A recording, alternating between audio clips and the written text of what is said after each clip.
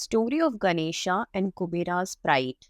Kubera, the god of wealth, was known far and wide for his immense riches and opulent lifestyle. His pride in his wealth was unmatched, and he loved to show off his treasures to anyone who would listen. One day, Kubera decided to host a grand feast in his palace and invited the divine couple Lord Shiva and goddess Parvati to grace the event. He boasted that he would serve them a feast that would surpass any other. However, Lord Shiva and Parvati, seeing Kubera's vanity, decided to teach him a lesson. They informed Kubera that they wouldn't be able to attend but would send their son Ganesha in their place. Kubera, thinking it would be a simple task to entertain a child, readily agreed. On the day of the feast, Ganesha arrived at Kubera's palace with great enthusiasm.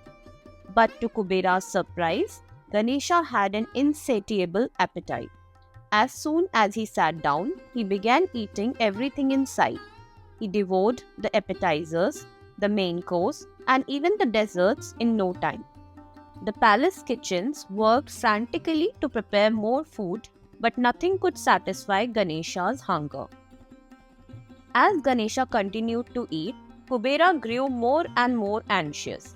The boy's appetite seemed endless, and despite all the wealth and resources at his disposal, Kubera found himself unable to keep up.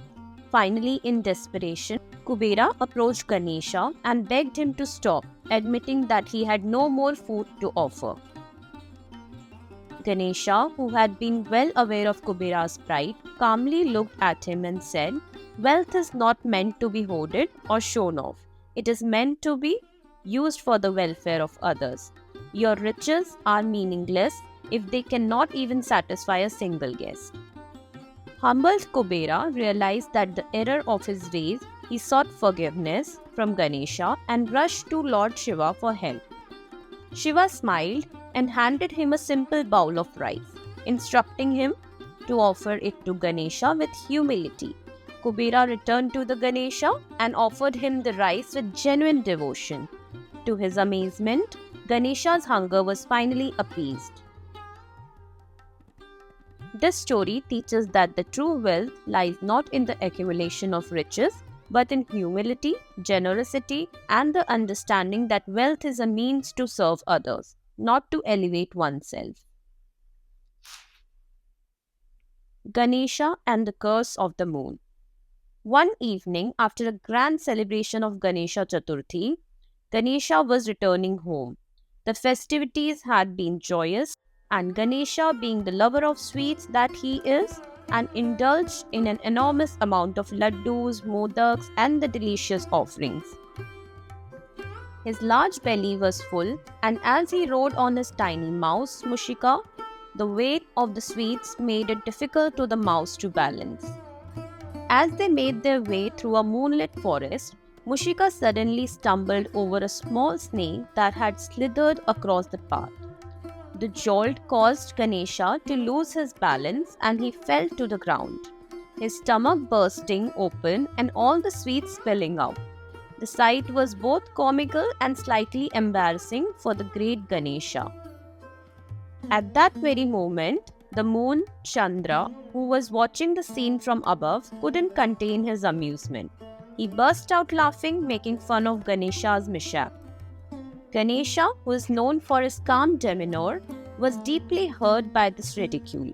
In a fit of anger, he cursed the moon, saying, "From this day forward, you shall lose your luster, and anyone who looks at you on this day will face bad luck and be unjustly accused of wrongdoing." The moon immediately realized the gravity of the curse and regretted his actions. The thought of losing his brilliance and being responsible for the misfortune of others filled him with dread. He descended from the sky and approached Ganesha with folded hands, begging for forgiveness. He acknowledged his mistake and pleaded for the curse to be lifted. Ganesha, though still upset, was also compassionate.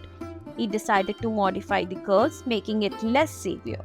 "The curse cannot be completely undone," he said, "but I'll reduce its effect. From now on, people who look at you on Ganesh Chaturthi will face misfortune, but only for that day. To avoid this, they must listen to the story of how you were cursed and seek my blessings. The moon was relieved and grateful for Ganesha's kindness. Since then, it is believed that one should avoid looking at the moon on Ganesh Chaturthi, avoid bad luck. The story serves as a reminder of importance of humility and the consequences of mocking others, no matter how powerful one may be. The birth of Ganesha's brother Kshetrapala. In the vast pantheon of Hindu deities, Kshetrapala is a lesser known figure, but his story is deeply connected to the life of Lord Ganesha. Kshetrapala is revered as the guardian of fields and farmlands, ensuring the protection and prosperity of crops. His birth story is fascinating and carries profound lessons about responsibility and protection. According to legend, after the birth of Ganesha, the divine couple Shiva and Parvati were filled with immense joy. Ganesha was born from Parvati's wish to have a child to keep her company while Shiva mediated. As Ganesha grew, he became the embodiment of wisdom, intellect, and prosperity. His presence brought happiness to all of Kailash.